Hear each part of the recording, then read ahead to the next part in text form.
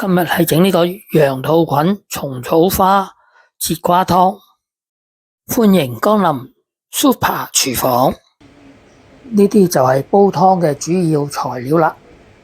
首先將蟲草花略為沖洗乾淨，再將蟲草花用水浸軟，盛起備用。羊肚菌都係用水浸軟。切瓜用刨去啲皮，將切瓜去頭去尾。切瓜切一嚿嚿，切數塊薑片，將切瓜沖洗乾淨，盛起備用。羊肚菌用暖水都浸咗15分鐘啦。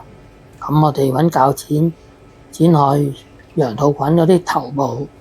跟住揾隻手搣開羊肚菌，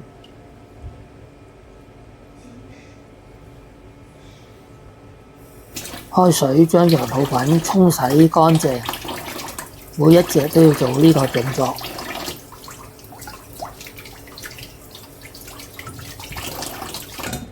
熱鑊落油，放啲薑片落去，將薑片爆香，跟住放啲羊肚菌落去，用筷子將佢撈勻，聞到啲羊肚菌嘅香味啦。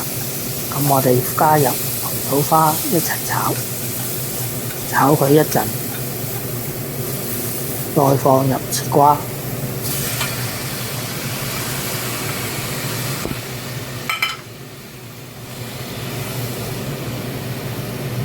用筷子將佢撈勻。再加入浸咗蟲草花嗰啲水，另外再加2碗清水，跟住就冚蓋，煲佢大約半個鐘。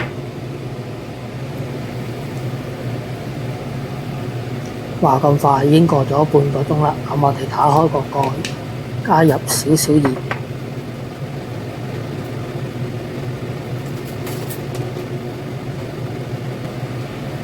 用殼將佢撈勻，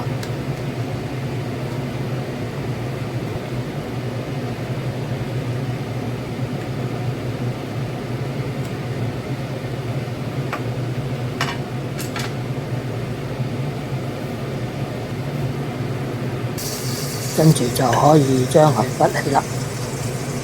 一碗又有益又健康嘅羊肚菌蟲草花節瓜湯，咁樣就完成咗啦。